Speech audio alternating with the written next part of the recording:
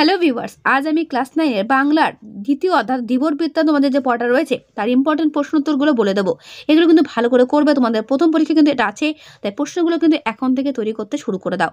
তোমাদের প্রথম পরীক্ষা 40 নম্বরের মধ্যে হবে, সুতরাং প্রশ্ন কিন্তু অনেক থাকবে, তাই এখন থেকে প্রশ্নগুলো ভালো করে মুখস্থ করো। আশা রাখছি ভালো নম্বর প্রত্যেকেই পাবে। তো আর দেরি না করে চলো শুরু করছি, ঝটপট প্রশ্নগুলো নোট করে রাখো। প্রথম প্রশ্ন, ধীবর বৃত্তান্ত নাটকটি বাংলায় কে তর্জমা করেছিলেন? উত্তর, সত্যনারায়ণ চক্রবর্তী। তারপরে প্রশ্ন, ধীবর বৃত্তান্ত নাট্যাংশে কোন কোন চরিত্রের উল্লেখ পাওয়া যায়?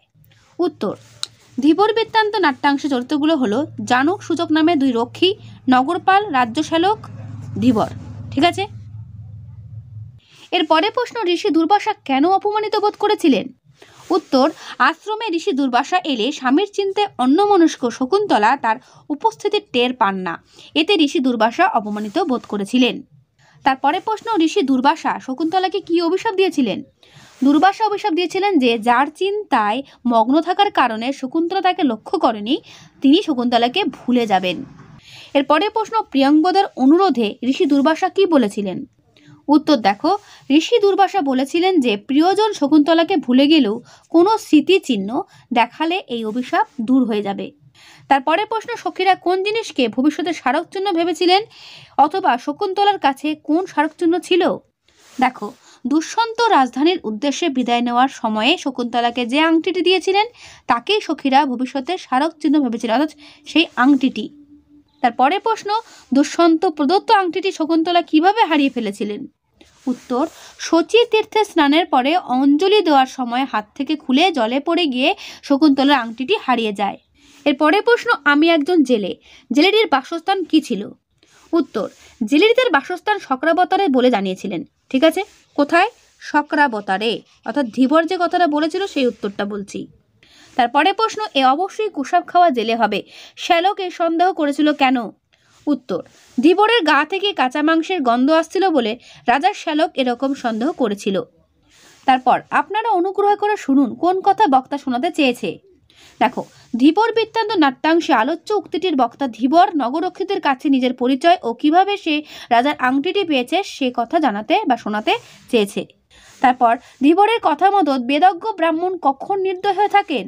উত্তর, ধীবরের কথা মতো বেদজ্ঞ ব্রাহ্মণ যজ্ঞীয় পশুবধের সময় নির্দয় হয়ে থাকেন। ঠিক আছে, এটা একটা পুরনো বই বলে বইটা দাগানো, বা ডোন্ট মাইন্ড, পড়াটা ভালো করে বুঝে নাও প্রশ্নগুলো। এরপরে প্রশ্ন, আমার হাত দুটো নিষ্পিস করছে, বক্তার হাত দুটো কিসের জন্য নিষ্পিস করছে? উত্তর, হত্যার আগে ধীবরের গলায় পরানোর জন্য ফুলের মালা গাঁথে প্রথম রক্ষীর হাত দুটো নিষ্পিস করছিল। এরপরে প্রশ্ন, আংটিটি দেখে রাজার প্রতিক্রিয়া কি হয়েছিল?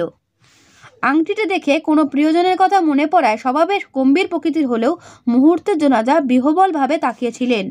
তারপরে প্রশ্ন, এ কি, যা তা অনুগ্রহ তুলনা হিসেবে সূচক কি বলেছিল? উত্তর, রাজার ধীবরের প্রতি অনুগ্রহকে সূচক শুল থেকে নামিয়ে একেবারে হাতের পিঠে চাপিয়ে দেওয়ার সঙ্গে তুলনা করেছেন। ঠিক আছে। এরপরে প্রশ্ন, জেলে তার পারিতোষিকের অর্ধেক অর্থ কি করতে চেয়েছিল? উত্তর, রক্ষীরা ধীবরকে মারার আগে যে ফুলের মালা তার গলায় পরাতে চেয়েছিল, রাজার দেওয়া পারিতোষিকের অর্ধেক অর্থ সেই ফুলের দাম হিসেবে ধীবর দিতে চেয়েছিল। তারপরে প্রশ্ন, প্রভু অনুগৃহীত হলাম, কিভাবে বক্তা অনুগৃহীত হয়েছিল?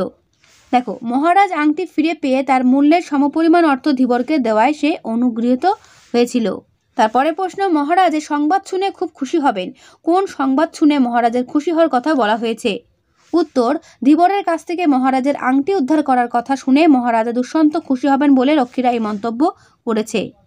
তাহলে এই ছিল 1 নম্বরের প্রশ্ন। এবার চলো 3 নম্বরের প্রশ্ন। তখন তপবনে এলেন ঋষি দুর্বাসা, কখন দুর্বাসার আগমন ঘটে, এর ফলে কি হয়েছিল? ঠিক আছে, দেখো, যখন শকুন্তলা রাজা দুষ্যন্তের চিন্তায় অন্যমনস্ক ছিলেন, দুর্বাসা তখন মহর্ষির কর্ণে তপবনে আসেন। অন্যমনস্ক শকুন্তলা দুর্বাসার উপস্থিতি বুঝতে পারেননি, ফলে ঋষি অপমানিত বোধ করেন এবং অভিশাপ দেন যে যার চিন্তায় শকুন্তলা মগ্ন হয়ে আছেন সেই ব্যক্তি একদিন শকুন্তলাকে ভুলে যাবেন। শেষ পর্যন্ত অবশ্য শকুন্তলা সখী প্রিয়ঙ্বদার অনুরোধে ঋষি দুর্বাসা বলেন যে রাজার দেওয়া কোনো স্মৃতিচিহ্ন রাজাকে দেখাতে পারলে তবেই কিন্তু এই অভিশাপের প্রভাব দূর হবে। বোঝা গেল? তারপরে প্রশ্ন, যার চিন্তায় সে মগ্ন সেই ব্যক্তি শকুন্তলাকে ভুলে যাবেন, বক্তাটাকে তিনি এমন উক্তি কেন করেন? Very very important. উত্তর এখান থেকে দেখে নেবে, আমি আর পড়ে শোনাচ্ছি না। তারপরে প্রশ্ন, শকুন্তলা অপমানিত হলেন রাজসভায়। শকুন্তলাকে শকুন্তলার এই অপমানের কারণ কি ছিল? Very very important. এরপরে প্রশ্ন, কিভাবে এই আংটি আমার কাছে এলো তা বললাম। বক্তা আংটিটি পাওয়ার সঙ্গে কি বলেছিল লেখো, অথবা ঘটনাক্রমে সেই আংটি পেল এক ধীবর, কোন ঘটনাক্রমে সেই আংটিটি পেয়েছিল?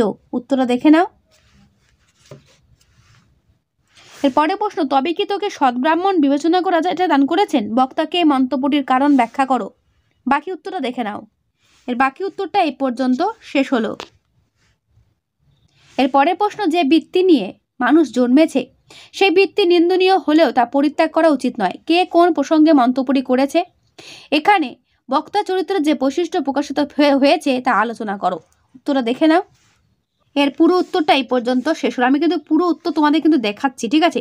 তোমরা অনেকে আমায় কমেন্টে বলো যে উত্তরটা পুরো দেখতে পাচ্ছে, তারা কিন্তু বলি ভিডিওটা কেউ স্কিপ করবে না, পুরোটা দেখার চেষ্টা করবে, তারা পুরো উত্তরটাই দেখতে পাবে। এরপরে প্রশ্ন, সখীরা মনে করলেন সেই আংটি হবে ভবিষ্যতের স্মারক চিহ্ন। এখানে কোন আংটির কথা বলা হয়েছে? আংটিটি কিভাবে হারিয়ে গিয়েছিল? Very very important. দেখো, তোমাদের কিন্তু বাংলা বইয়ে প্রশ্ন কিন্তু দেওয়া থাকে না, শুধুমাত্র গল্প বা কবিতা উল্লেখ করা থাকে।